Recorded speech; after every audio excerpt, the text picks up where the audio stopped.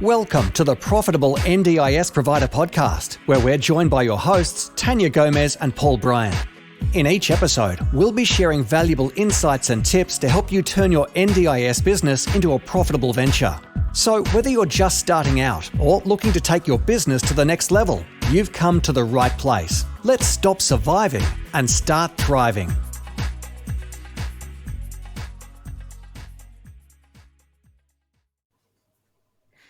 Hello and welcome to the Profitable NDIS Provider Podcast with Paul and Tania. Hey Paul, how you going? G'day Tania. Great to be here in the new year. I'm really looking forward to it. Yeah, me too. Our first episode for 2024, and today we're talking about how to really set up your business in 2024 to be the most successful year you've ever had as an NDIS provider. Yeah, look, we're going to have a bit of fun today because, I think we both we both obviously look at our businesses and go, right, what's this next year going to hold? What's that going to look like? How do we plan ahead? And so I think it'd be great for our listeners to really take that time as well to go, right, what's my big plan for the next 12 months for 2024? What do I want to do? So I'm going to have a chat a bit about how I work with my clients to set out, the next year worth of goals and what works for them. And then Tanya, we'll have a chat about what you do, with setting out your year and how you work with your clients, around how you get the most out of the year to get where you want to go. Is that cool? Yeah, that sounds amazing. I'm really interested to hear about you, Paul. What would you say are your tips for our wonderful listeners around setting up your new year for success? Yeah, look, we had the opportunity to talk at a few conferences and meet with a lot of providers just in the last half of this year gone. And one of the things that we really spent a bit of time was investing time in educating yourself with the changes and updates that are coming, because everybody has this thing going on, things are changing, there's a review, there's a Royal Commission.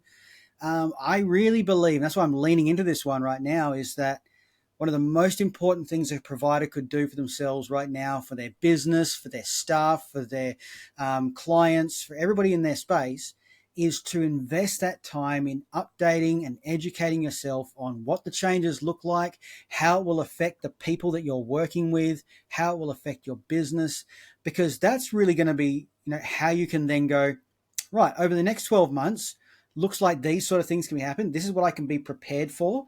And this is where we might need to start steering our ship of this business to make sure we're making the most of what's going to be available to us in regards to resources, information, and how we can best help our participants and not kind of end up staying there going, oh, we weren't expecting that, because that's not going to be good for anybody. Yeah. No, I totally agree. Yeah. And I think one of the next things we really need to look at is building your network like they will save your life one day. I actually just had a call this morning with a provider who was struggling to build their network, but they were kind of doing it one at a time. And the way I want everyone to look at building your network, and particularly over the next 12 months, is thinking about how can I get in front of more people faster and really multiply my reach and be able to have more conversations with people, actually have those conversations that result in, getting the participants the service that they need, that result in me being able to help somebody else or somebody else being able to help me. Because I think a lot of people are still, and you may have seen this, Tania, is that a lot of people are still in a space where they're my clients. This is my business. These are my clients. Mine, me. And we're still seeing a lot of that happening, and people are struggling in that space because they really don't have a support network around them in a business. They're trying to do it all on their own. Have you seen that a little bit as well? Yeah, and I think running a business is really hard and can be really lonely. And so I think it's not just so I think people think of my network as who's going to refer business to me, but I think what you're actually talking about is building your support team of your peers. So not actually building a network of who's going to refer and a business arrangement, but actually who are your business friends? Who are the people you Mm, can rely on and bounce something off and talk to about, a challenging situation. And I think that that's really important. I think there's a lot of mentoring, whether it's formal or informal, that can occur yeah. that can really help you navigate this life as a small business owner. And yeah, I think that's something that definitely needs to be invested in. It kind of comes back to a question I've got for you later, Paul, about business coaches and how they fit in, because I think if you don't have a mentorship, informally, or someone who you can talk to that's been through the process before, you really do need someone like a business coach to be that sounding board and help you in this process. Mm, In the yeah. past, Yeah. I've kind of been guilty of using my husband for that person, and then realizing that actually he doesn't want to hear about it. He's not my therapist. He's not my business coach. He doesn't want to hear about all of the challenges. But I actually need to go and pay someone to be that board, that sounding board, because I was finding that my husband was expecting me to, if he gave me advice, he was expecting me to take that advice, and if I didn't, he was almost upset about it. But really, I didn't want help making a decision. I just wanted someone to listen and run things past. And I do value his input. But I think a business coach, they help me ask better questions. They guide me through the Yeah, process. cool. And I find that also with the business owners that I've created friendships with, such as yourself, Paul, that we can talk about what is and isn't working in our business.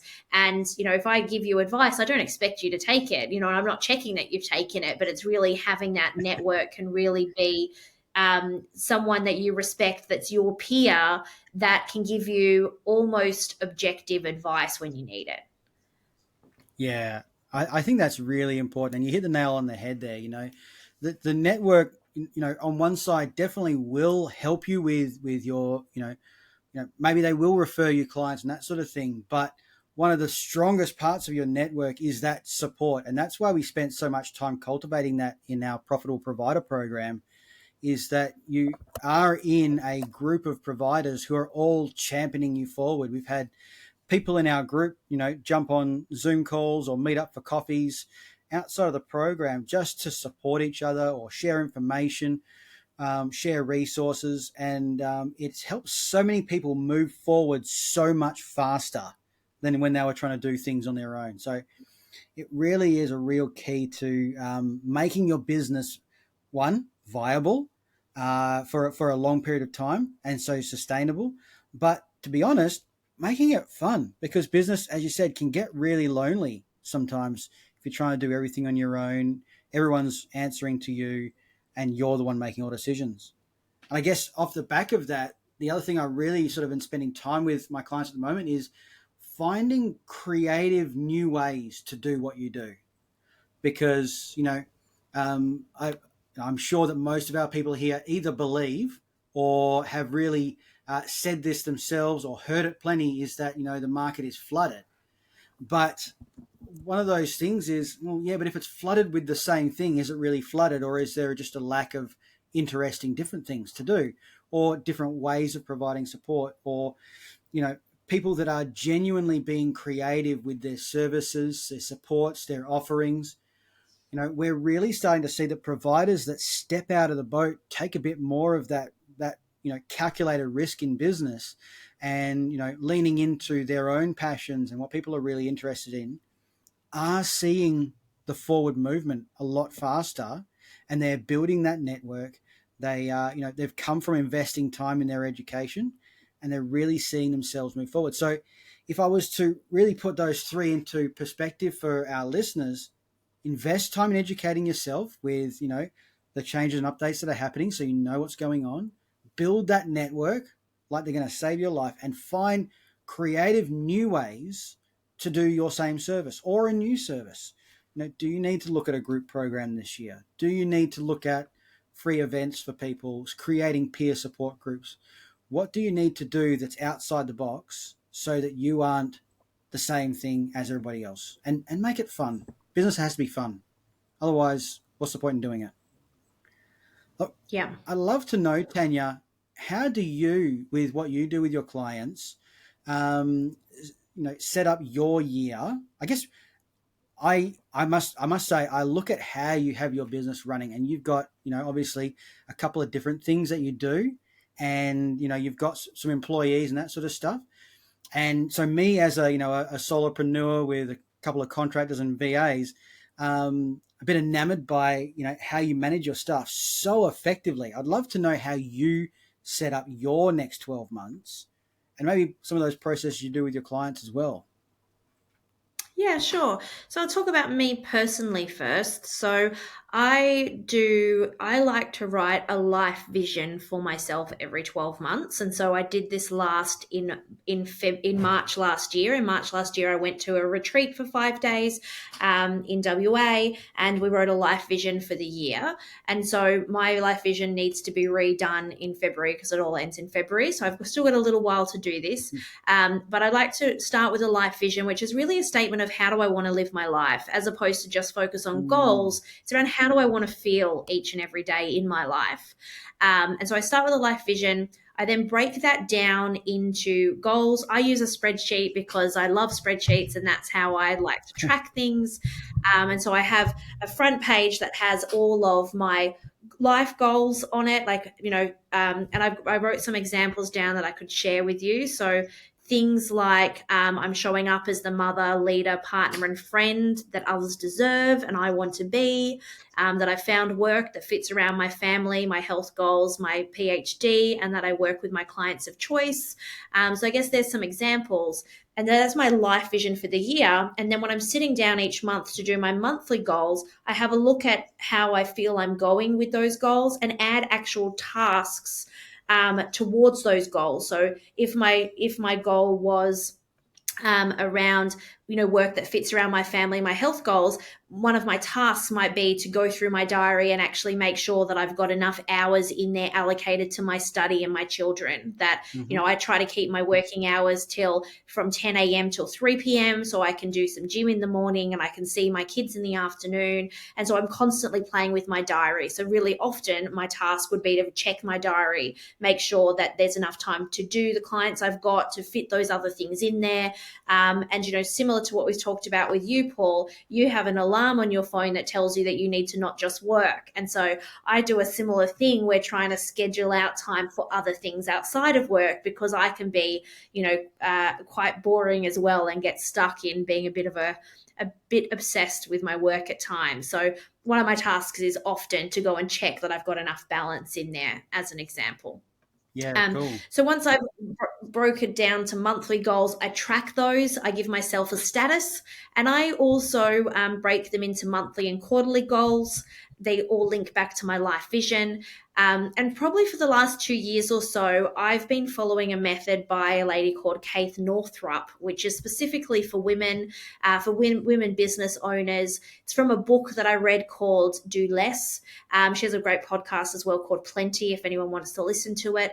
And Kate actually aligns all of her goal setting actually with the cycles of the moon. And I know that that sounds really hippie hoo-ha, and I'm really not so hippie hoo-ha, but it makes a lot of sense if you think of women as cyclical beings, that, the week where they're ovulating, they've got different energy than the week when they're menstruating. So I try and work my diary as much as possible around the cycles of the moon.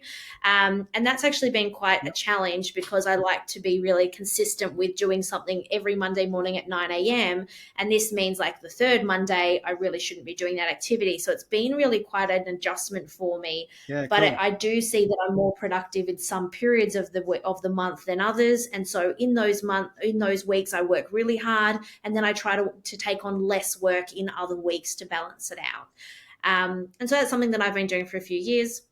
I guess as far as my tips would be for everyone thinking about a new year, my tips, very similar to Paul's, is that I really feel like when you're setting goals, you need to be accountable with either a coach or a mentor, or, even a friend. I really think that being held accountable for your goals makes it happen. I'm going to get it wrong, but I love the Tony Robbins quote that is something like, um, a goal without a deadline is just a dream.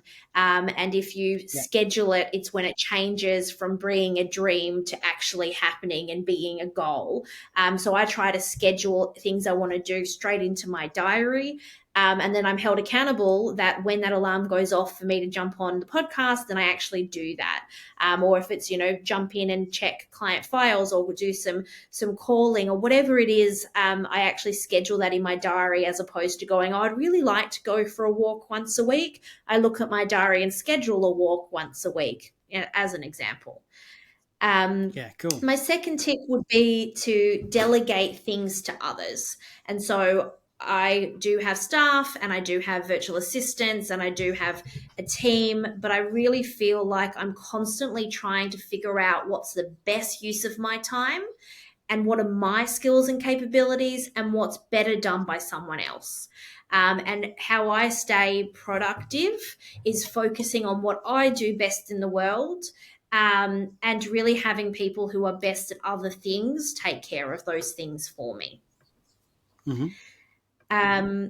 Next, I like to delegate things to the universe. So I like to feel like it's not me doing this all myself, that some things I hand over and surrender and say, I can't do this on my own. So part of my goals for the month will be a to-do list for me and a to-do list for the universe. So, I take action towards those things. But as an example, we had a commercial office for many years, and with COVID and everything else, and no one wanted to be in offices, I couldn't. It was outside of my power of selling that office. I hired an agent, I paid the agent, I paid for the advertising, I did all the things I could do and took accountability for. But then I had to hand that over to the universe and say, actually, I can't do any more here. It's got to come off my list and go somewhere else. I'm not forgetting about it, but it is beyond my control now. Someone else needs to help me with this. And I find that I actually get really much better results when I hand it over and say, this is what I want. Here's my intention.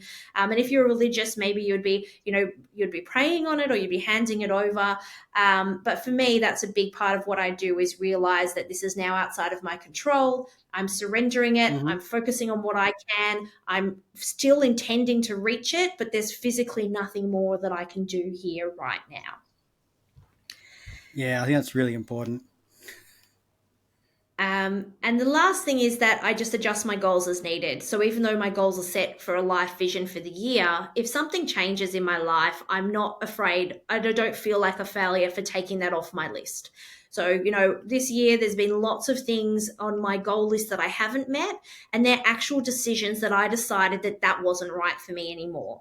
That I thought that sounded really good at the time. I moved towards it. I did the actions. I might have realized some of that and then gone, actually, this isn't what I thought it would be like. So I'm actually going to take that off my list now, and I'm not going to focus my attention there right now. Or maybe I'm going to push it back. Or maybe I'm going to push it forwards. And I try not to feel guilty about that, because in the past, I felt like if I'd set a goal for the year, I had to reach all of them. Otherwise, I was a failure. Yeah, right.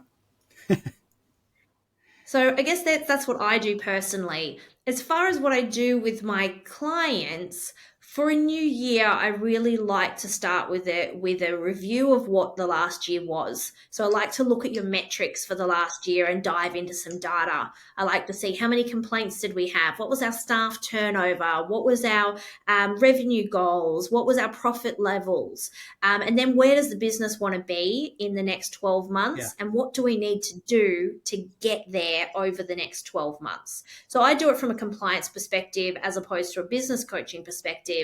But really, let's go and look at the data for a year and tell us what that can teach us, and what do we want to be different, and how do we start to move our processes and our business in another direction to get a different result. Because I really believe that if you do the same thing and expect a different result, that is the definition of insanity. That if you're doing the same 100%. Thing, you're going to get what you've always got.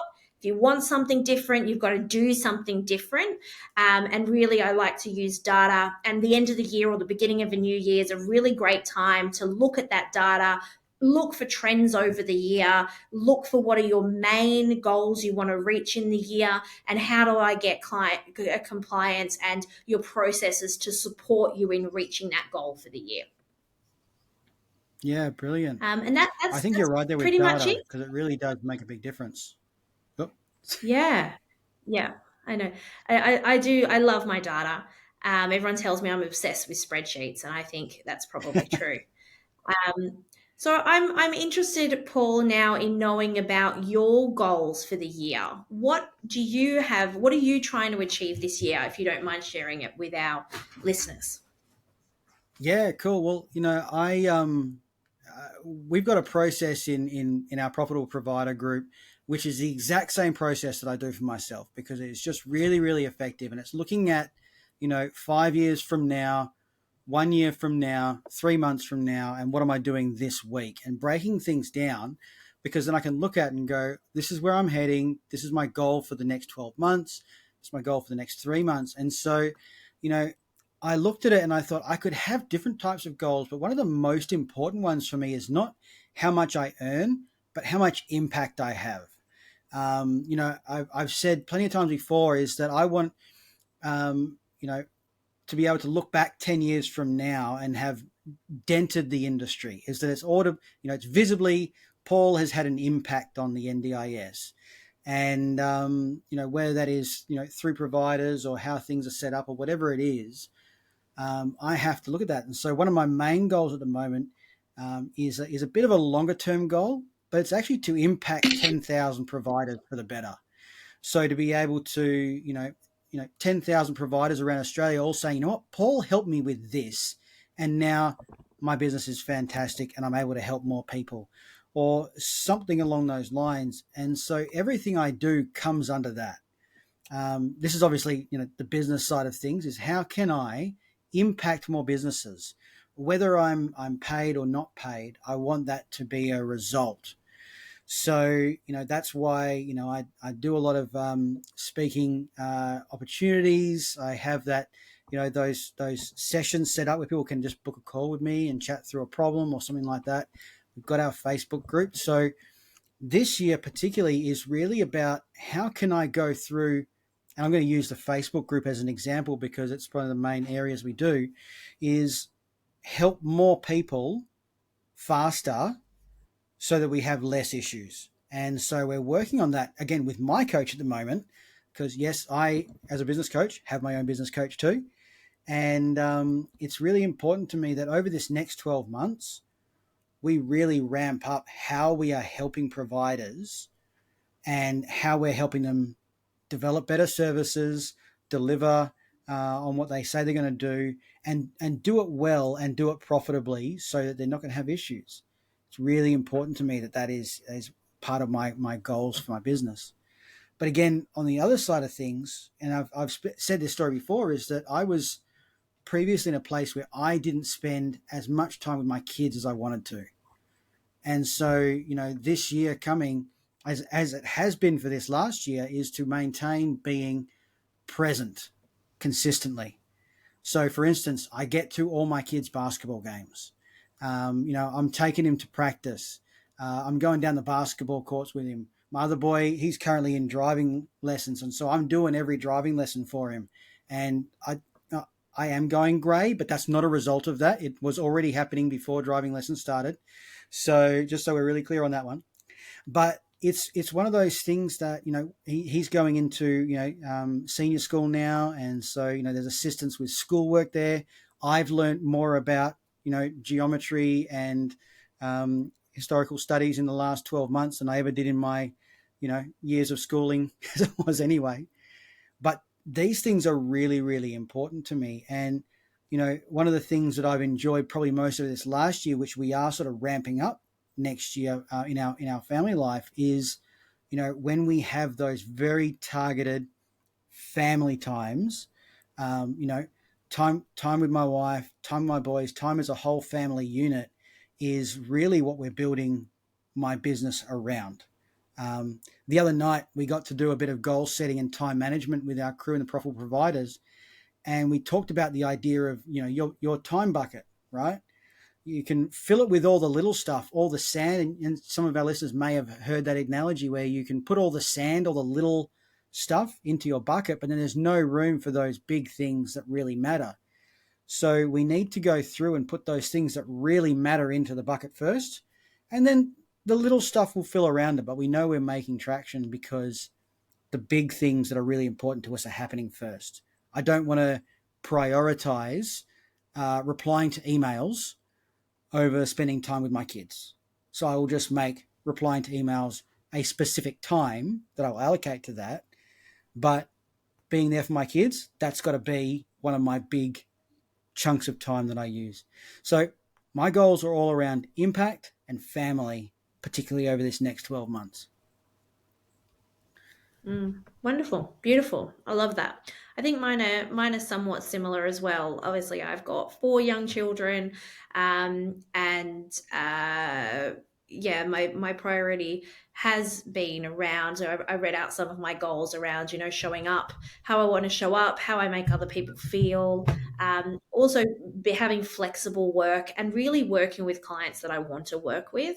I think when I Yeah. left my last business, my real goal was that I don't want to work for someone and have to take a job with someone that I don't really want to work with, that I don't enjoy my time working with them, or that it's a job that's overly stressful. And recently I had a potential client call me who had failed at audit, and he spent half an hour on the phone telling me how horrible the auditors were, and he talked me through his issues. And, it's probably the first time in my life that I sat there and I was like trying to think of solutions, and he needed it done like, yesterday. And I sat there and thought, do I want to drop everything that I've got, this nice week that I've got planned with my kids, and, the balance that I've been searching for, to drop everything to help Mm-hmm. someone who obviously hasn't done what they need to? That is, it's hard to tell when someone's under stress at audit, but he just didn't seem like the type of person I wanted to work with. And so I actually was just able to say, look, I don't think I can help you in the timeframes that you need. And that's probably the first time in my life I've ever said straight out no to a client. And it was a little bit scary, but it was really in line with my goals, right? It was really in line Yeah, with, brilliant. actually, I get to pick who I work with. And you might 100%. be, you might want to work with me, and that's really flattering, but it doesn't mean I want to work with you. And I might Yeah. just have to say no on this occasion and pass.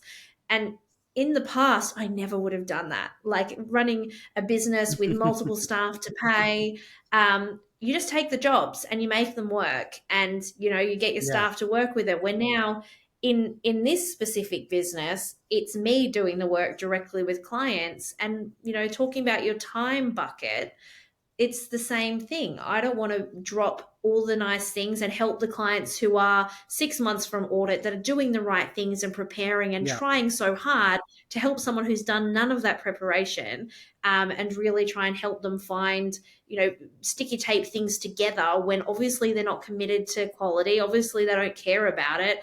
And so I think, that makes a lot of sense, and something that I'm still it's hard to do, but something I'm still trying to. My Yeah. other really big goal for the last 12 months, because we're new to Perth and WA, is that I've had a really big focus around settling into our new life in Perth and really feeling Cool. connected within the community. And Perth's a little bit cliquey, and we live regionally, so where the town that I'm in is a bit cliquey at times. It hasn't been the easiest to make friends with the school mums and to create that community when they've all known each other since their, play group and they went to school together. Yeah. Yep. I've made some fabulous friends and I've come a long way, but I'm still conscious that every now and again, like if it's my birthday coming up or something like that, I'm always conscious that I don't have my besties here, and that I can't just have a Yeah. coffee with one of my besties, with someone that's known me forever, that I don't need to pretend to be someone else. So I'm still, I guess, working through that in WA. And I have got some amazing friends here now. So if they're listening, I don't discount them at all. But it's still something that I'm conscious that I want to continue to make effort with, really feeling like WA is our home. I still kind of feel sometimes I'm Cool. on holidays and I want to go home, but I'm not really even sure where home is anymore. Um, Yeah. so yeah, Right. that's one of my goals. I've got show up for everyone in my life and really attend everything with purpose and intention, and think about how I want to be rather than being reactive. Choosing the clients and how I spend my time, with prioritizing time with my family, and then feeling settled in our new community. So I guess they're the Mm. biggest goals I have for 2024. Yeah, look, I think one of the most powerful things you said there that is always a takeaway for me is the power of no. And I can't remember who it was that said it, but every time you say yes to something you shouldn't, you're saying no to something that you should be doing. And Yeah. it's just that idea of having those non-negotiables. Is this is the type of person I work with, and these are the type of people that I don't work with, and that's okay because someone else will work with them and they'll get where they need to go, or they'll make a choice, and that's okay. Um, you know, it's just this idea that really can be quite liberating and freeing when you just go, you know what, I don't need to. This doesn't need to be to a detriment for me to do something that is going to pull me away from what I have decided. Like, spending that quality time with your family that week, right? That would have that would have been a no to something that was really important to you. So Yeah, yeah, exactly. fantastic. And I think that so I often have my daughter Grace, who's 2 on a Friday. And occasionally I do client meetings on a Friday, especially like if a really long term client of mine has an audit on a Friday and they need me, of course I'm going to be there. I'm not going to say, sorry, can't do Friday and move your audit, right? I wouldn't do that. But if it's Thursday and a client has said, oh, look, I can't make it today because something else has come up, can we do it tomorrow? I used to say yes and try and figure out how I would I'll do it when Grace is asleep, or I will, I'll walk around the block in the pram and just take the call quickly, or I'll go and sit in the car for 10 minutes, or, get my 12-year-old to take her for a walk so I can have some quiet for 10 minutes. But now usually the answer is, well, actually, no, I think it can wait till Monday, right? Like what I Yep. do isn't that time sensitive most of the time. I'm not a doctor. It's not a medical emergency. Sometimes I just need to say Friday's really not going to work. And Yep. and that be okay with that, not feel guilty about that, because if I say yes to moving that meeting, that's just a standard meeting that's really not time sensitive. If I move that to a Friday, what I'm saying is that meeting is more important than spending time with my daughter, which really just can't be the Yeah. priority. It just can't be the case. Yep. 100%. um, yeah, it sounds like we're pretty aligned on our goals there, Paul. Yeah, look, it's one of those things that you have different seasons in life where different things are important to you, and we go through different stages. And if you are in the process at the moment of really starting a business and getting cranked up, that's going to be one of your priorities, but it can't pull away from what all your priorities are. You'll have a priority in your family, in your health, all that sort of thing. So I think that's a really good takeaway for anybody listening right now, is that you really need to make some decisions about 2024.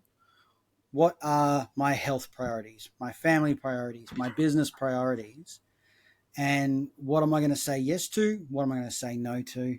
And is the path I've got ahead congruent with where I want to go, or do I need to adjust my path? And I think that we've both had enough ups and downs and all those bits and pieces in business to be able to go, you know what, I know where I want to go, and it's not this way, it's this way, and that's the way I'm going to build my business in. So I think it's a Yeah, really good yeah, I takeaway for agree. a lot of people listening today. So, Paul, I've Very got one cool. more question for you today. I want to know about who needs a business coach, because we've talked today a lot about accountability. We've talked about you having a business coach. I have a business coach. Who needs a business coach, and how can a business coach help our listeners to have an amazing 2024? Yeah, brilliant. Look, I personally, I may be biased. I may be biased saying that I think everyone should have a business coach, but I'm actually going to pull this back a bit and say, um, at very least, you need peers that you can talk to. This is like level one. You need peers that you can talk to about business, who you can bounce ideas off. A mentor is sort of a next level up, someone who's maybe ahead of you in the game rather than at the same level as you, who can really, give you a bit of direction. And then you're looking at a business coach. And really, if you want to move faster, having a business coach, being accountable to a business coach is really important, because a peer, there's that saying, show me your five closest friends and I'll show you where you'll be in 5 years. Um, if you are hanging around people that are all exactly the same position as you and they're not particularly moving, then that's where you'll be. But, as you move into having a mentor or even a coach, you've allocated time, you've allocated finances, you've allocated brain space to this thing that you're doing. And it really helps people, prioritize the development of their business, of, their own personal development as well in that space. So if we're looking at anybody like who needs a business coach, it's people that don't want to be where they are now in 12 months' time, right? You need to have someone come in and say, hey, look, where do you want to be? Great. Let's get that really clear. Let's build out some processes to get there. And here's some tools and some accountability to get where you want to go. That's how I look at coaching. That's worked really well for me in the past. And even now, with my business coach, this is how we operate, because I know that I could just hang around at the peer level and, people will pat me on the back and say, hey, Paul, you're doing a good job, or what's that, or why are you doing that? But I want someone who's always going to continuously challenge me to be going forward. I heard somebody say the other day that, the earth is always moving. And if we stay still too long, we're just going at the same speed as everything else. I want to be pushing forward. I don't want to be staying at the status quo. So we've got to keep that forward moving. If I take a step forward, I'm spinning faster than the earth. So I'm good with that. And I want to keep moving forward. So how do you help your clients then, Paul? How do you help them with the programs that you have? And when is your next program so everyone can jump on in and get you to help them with making this year amazing? Look, how I help my clients is a couple of different ways. We've got like a set program for people that are newer in this space, or, they've been for a while, but they're really just starting out. We've talked about the momentum group, which is developing literal momentum in your business, having people bring in inquiries, having clients sign up, providing services, getting that ball rolling.